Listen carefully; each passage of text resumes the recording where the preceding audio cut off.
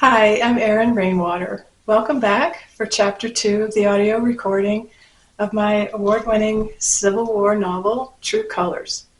If you missed the first video that introduces these recordings along with Chapter 1, you might want to check that video out first for a more enjoyable experience.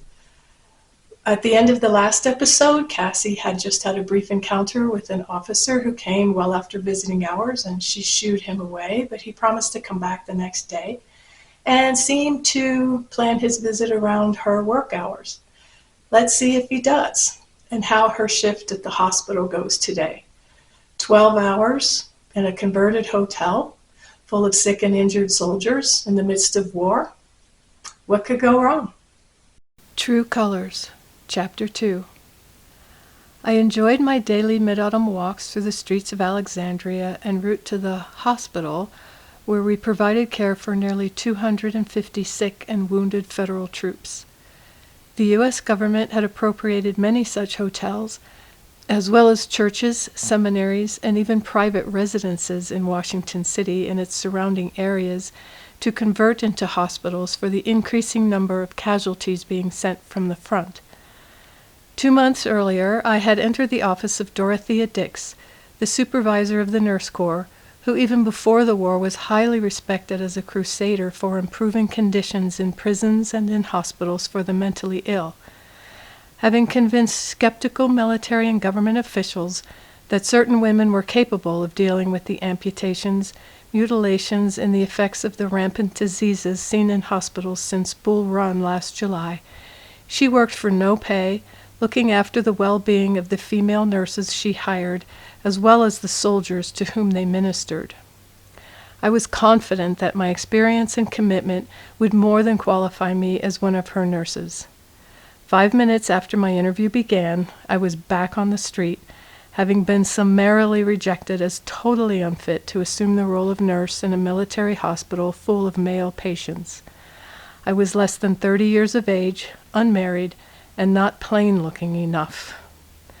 Disappointed yet undaunted, I followed in the footsteps of many of my fellow rejects and marched straightway to one of the Army hospitals and applied directly to the surgeon in charge.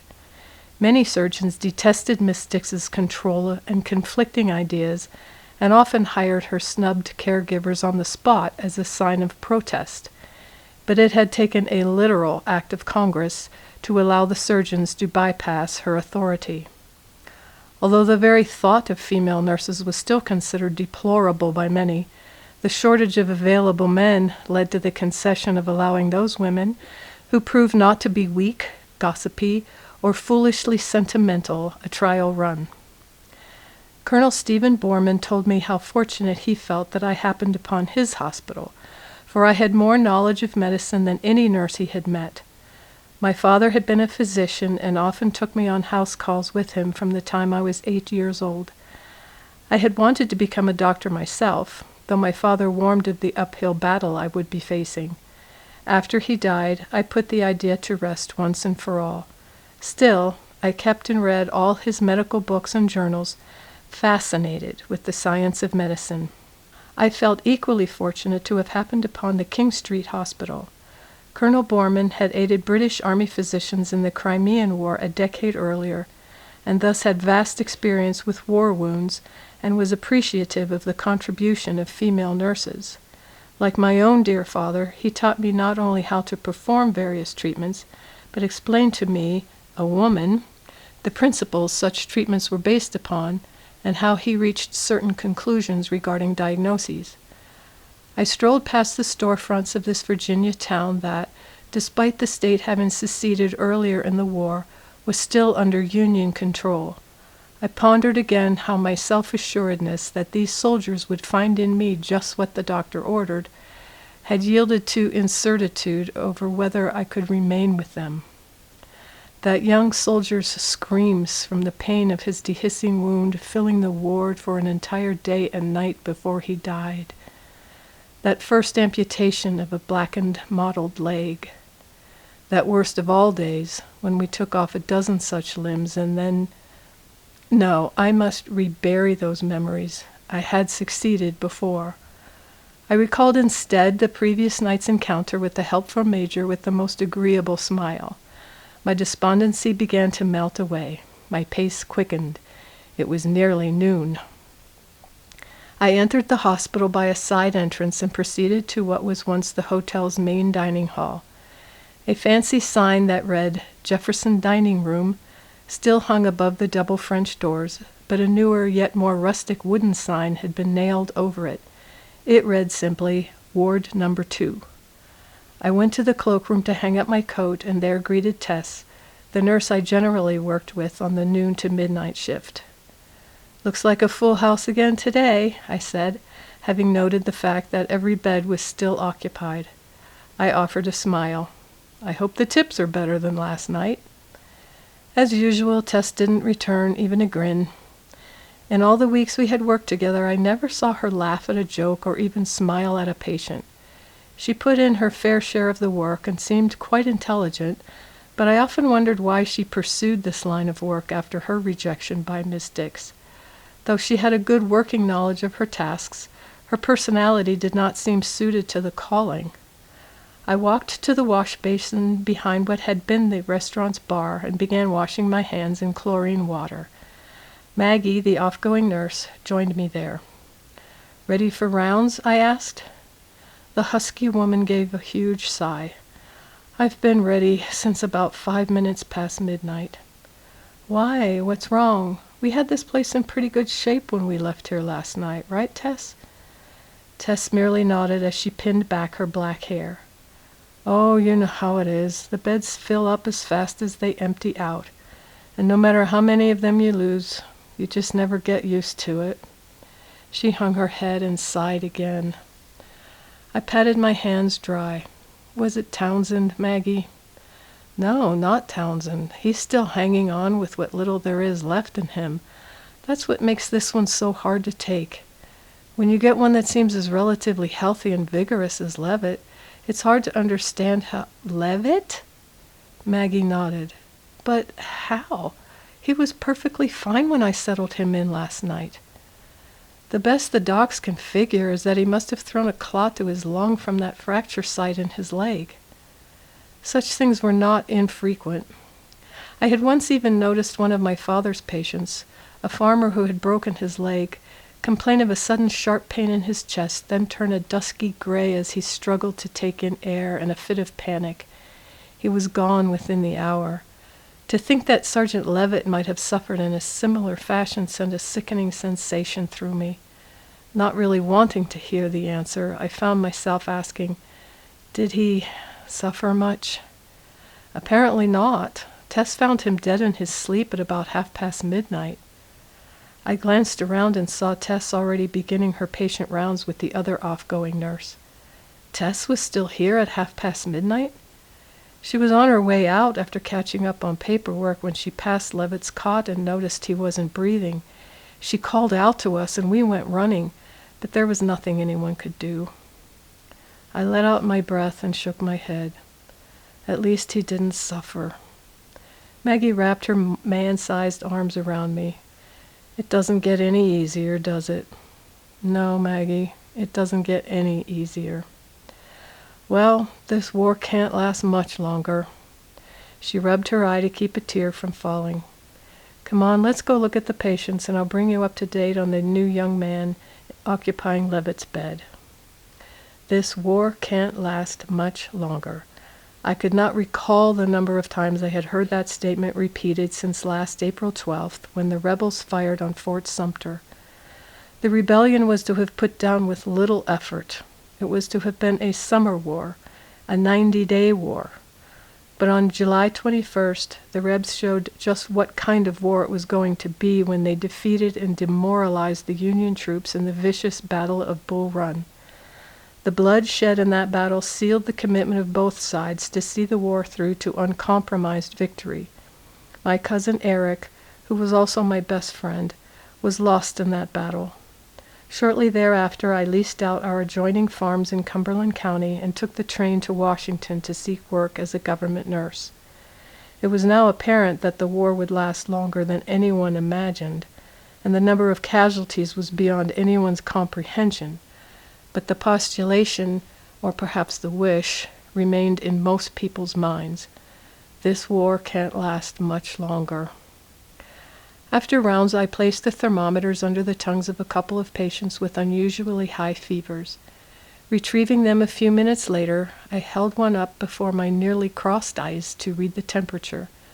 My focus was drawn away from the line of mercury to two men who stood talking at the end of the rows of cots. One of them was a steward. The other was the tall, blue-uniformed major I had encountered the evening before. He glanced in my direction as he spoke to the steward. I was sure he caught me espying him from over the thermometer. A smile escaped me. He did not return one. I suppose he hadn't noticed me after all. I reclaimed the other thermometer and was standing at a dressing cart when from the corner of my eye I saw him approach. I fiddled with the bandages, rearranging them unnecessarily, until he came next to me. "It's Miss Golden, isn't it?" Only then did I glance up at him, and for the first time was able to behold this man's visage by day. He looked to be around 30, give or take. His hair was dark and wavy, and I now noticed that he was the possessor of a striking set of sapphire eyes. His countenance, however, visibly lacked the friendliness demonstrated the evening before. "Yes, it is," I answered with a smile. "Did you come to see—" "Yes, just as you promised I could. But that was a promise you couldn't keep, wasn't it?"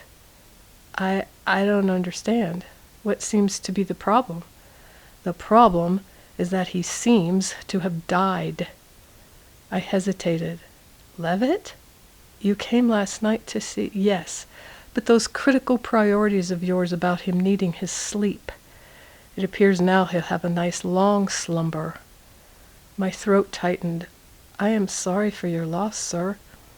Levitt was a special young man. I was quite fond of him." "A lot of good that did him." "Now, just a minute, Major." Colonel Borman took quick, heavy strides to where we stood and shoved the officer back a step. "You have a lot of nerve coming here and browbeating my nurse like she's some kind of raw recruit. Cassie and the others work 12 hours a day, sometimes 6 and 7 days a week, taking care of the casualties you administrative types keep sending us. I'll not permit you to speak to her in such a manner. Leave here now, Major." The officer's eyes turned on mine. Now, where have I heard those words before? "That's an order, Major." "I want Sergeant Levitt's personal effects. Bring the proper papers and his effects will be issued to you. Otherwise they'll be sent to his family in tomorrow's post." The major let out a long breath. "I'll be back." He spun and stomped away. Colonel Borman, a middle-aged, slightly graying man who treated me more like a daughter than a hireling, turned to me and laid a hand on my shoulder. "Are you okay?" I nodded. He wasn't convinced. "Don't let the likes of that louse get to you, Cassie. He had no right to treat you that way, no matter how hurt he is about the loss of his friend." He gave my shoulder a gentle squeeze. "Now take a minute to gather yourself and come and help me with these dressing changes." "All right. And Colonel Borman, thank you." He grinned. "You know, I feel downright indebted to old Dragon Dix. Why, if she didn't disqualify all you nurses on the grounds of being young, pretty, and marriage-minded, how would we surgeons get by? She wouldn't agree, but I happen to know that when there's a war on, sometimes propriety just has to go out the window." The doctor succeeded in doing what he had set out to do. He made me smile. That evening I approached Corporal Townsend's cot to redress his wounds. "Do you have time to read to me tonight, Miss Cassie?" His voice was strained and weak. His mother sat at his bedside holding the Bible she had brought when she came to help care for her son several days earlier. I had made the effort to read a few verses to them every night. Mrs. Townsend had never learned to read, and she listened to the words with an intensity that matched that of her blinded soldier son. "Sure, just as soon as I redress your eyes. I'll go and get a clean bandage roll and be right back." I hoped that neither my patient nor his mother could detect the feigned enthusiasm with which I spoke. The demands of the day left me aching to go home to my boarding house where I could collapse onto my bed and let my caged emotions have free rein. I approached the supply closet behind the hotel's front desk. "Miss Golden?" I cringed at the sound of the officer's voice, the one whose rancor had crushed my spirits earlier in the day. I entered the closet, grabbed a bandage roll from a high shelf, and sped toward the double doors of the ward. "Please, Miss Golden, I'd like just a minute of your time." "I don't have a minute, Major. Our ward master will be down from the upstairs unit very soon. He'll handle any business you may have." He caught up to me, took hold of my arm, and halted me gently, turning me to him. "Allow me to apologize." "Sergeant Tucker!" The ward master, his timing perfect, descended the wide stairway. As he approached, I said, "This is Major—" I looked at the officer, realizing I had never learned his name. "Byron." He looked at Tucker, then cast his glance back on me and removed his hat. "Michael Byron." "Will you please see to Major Byron's needs, Sergeant?" The officer clearly wished to say something first, but I retreated through the doors to the ward.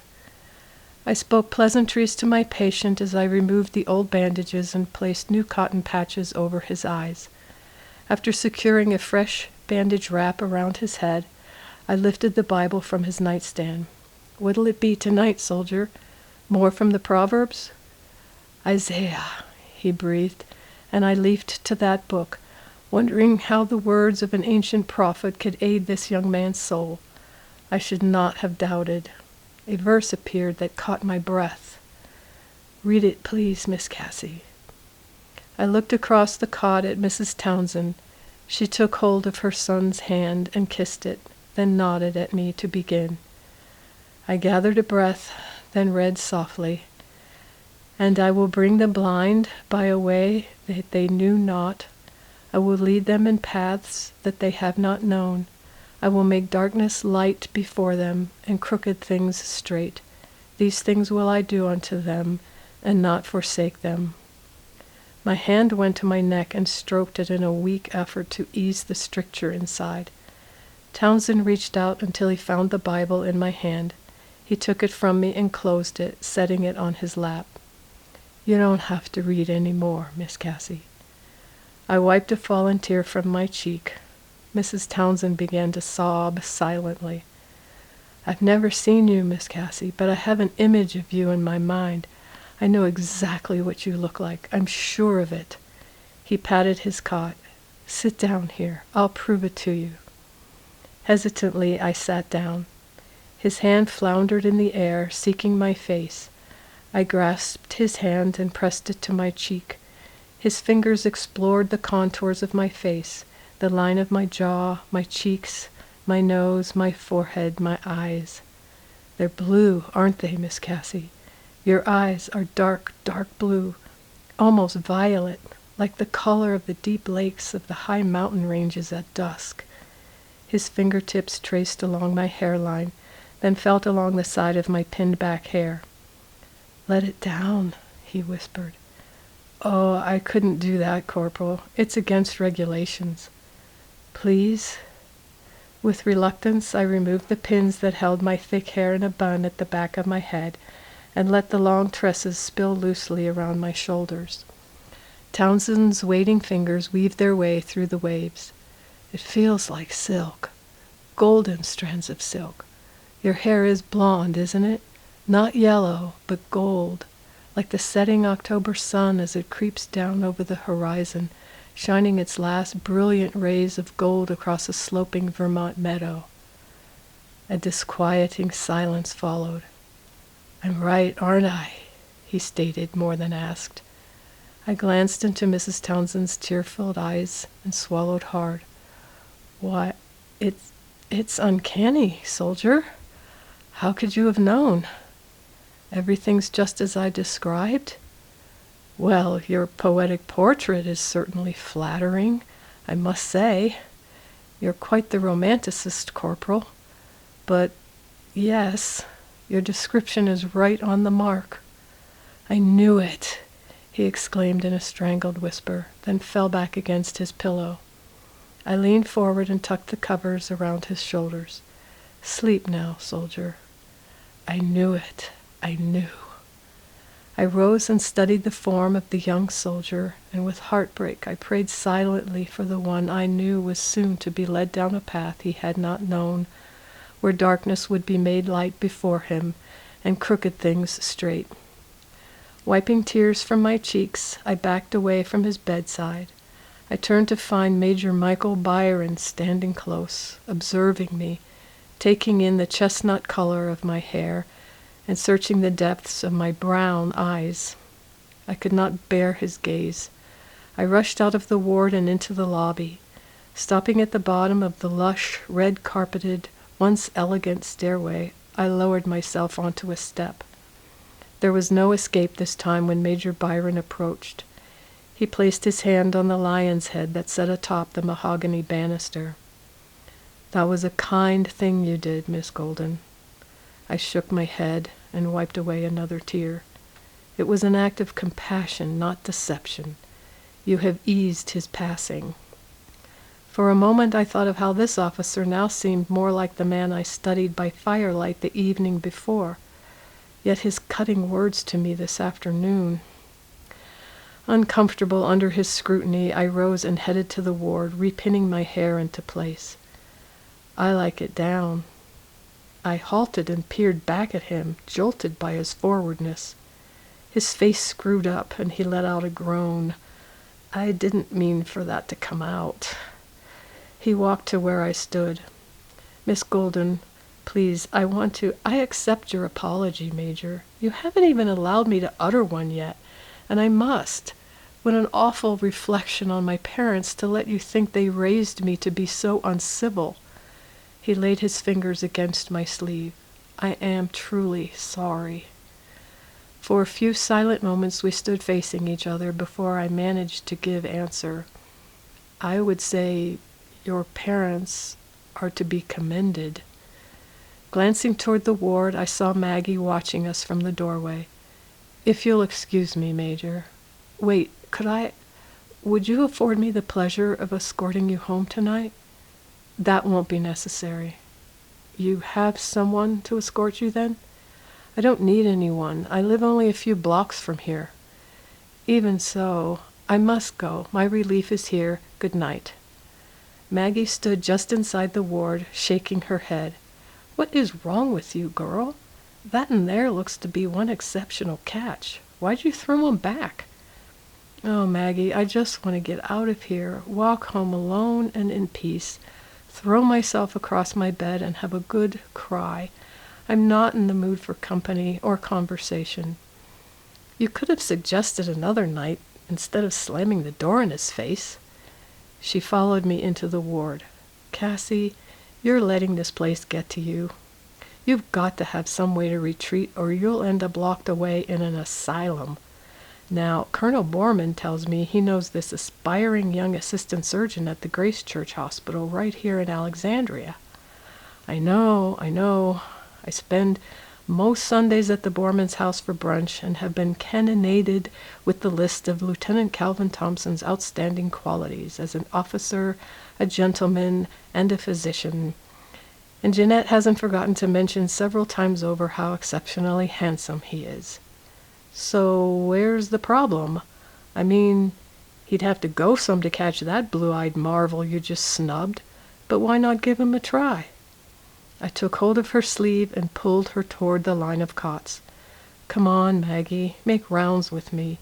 I want to go home." Well, that encounter didn't go exactly as Cassie and perhaps you had hoped. Anger and frustration on both sides, not a good combo for a potential romance. How will they resolve this? Or will they?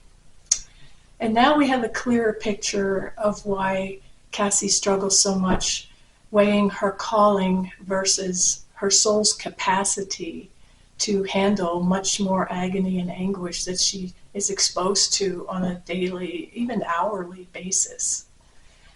Have you ever dealt with such a challenge as that? Comment below if you would like to share. On a historical note, you should know that the hoops that Cassie had to jump through to get a job as a nurse back then, having to be old, plain, and or married, having to wheedle her way around the system, is true. Dorothea Dix was an amazing woman who did so much good for the soldiers and nurses under her supervision, and she made humongous strides in mental health advocacy back then, but could yet be tyrannical when it came to enforcing policies that she believed were necessary for the greater good. And she lived in a different time. So I wonder, what would you have done in Cassie's place if you had a blind and dying patient who got your description all wrong? Was she justified in lying because her intent was compassion and not deception? Let me know what you think about this ethical dilemma. And join Cassie in the next episode at the end of her shift at midnight. See you then.